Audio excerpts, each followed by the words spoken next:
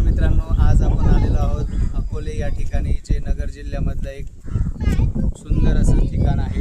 या ठिकाणी तुम्ही बघू शकता अगस्ती ऋषींचा आश्रम आहे। तो रामायण ज्यांनी पाहिलेलं आहे त्यांना माहिती असेल की अगस्ती ऋषी कोण होते।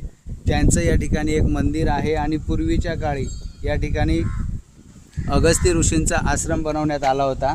त्या आश्रमामध्ये खूप सुंदर असे पक्षी प्राणी होते, सुंदर झाडं लावलेली होती। पण आता हे नवीन कन्स्ट्रक्शन या ठिकाणी करण्यात आलेलं आहे। इकडे मागं तुम्ही बघू शकतात अगस्ती ऋषींचं ठिकाणी आहे। आणि या मंदिराचं वैशिष्ट्य असं आहे की अगस्ती ऋषींच्या आश्रमामध्ये राम लक्ष्मण सीता ज्यावेळेस नाशिकमध्ये होते त्यावेळेस ते या ठिकाणी आलेले होते असं सांगण्यात येतं। ज्या ठिकाणाहून ते आले तो रस्ता सुद्धा या ठिकाणी आहे, जे भुयार म्हणतात ते सुद्धा मी तुम्हाला दाखवतो। पुढे जाऊया। पद्धतीने तुम्हाला सांगितलं तर मंदिर हे अगस्ती ऋषींचं मंदिर आहे। या मंदिरामध्ये अगस्ती ऋषींना स्थान देण्यात आलेलं आहे, त्यांची मूर्ती बनवण्यात आली आहे।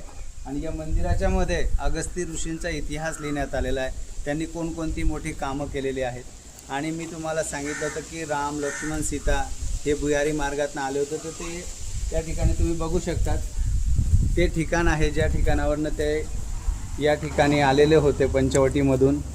आणि या ठिकाणी त्यांनी पाण्याचं कुंड त्यांच्यासाठी तयार करण्यात आलेलं होतं आणि तिथून मग ते आश्रमात आले होते। हे बघा, हे आहे अगस्ती ऋषींचं मंदिर। या ठिकाणी पूर्ण चित्र काढलेले आहेत। चित्रांच्या माध्यमातून अगस्ती ऋषींविषयी माहिती, पर्वताचे घर व हरण, समुद्राचं पूर्ण पाणी त्यांनी पिलं होतं ते चित्र, या पद्धतीने सुंदर चित्रांचं रेखांकन या ठिकाणी केलेलं आहे।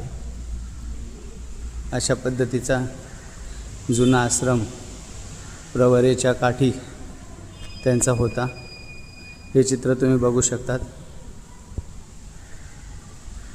म्हणून ह्या ठिकाणाला खूपच विशेष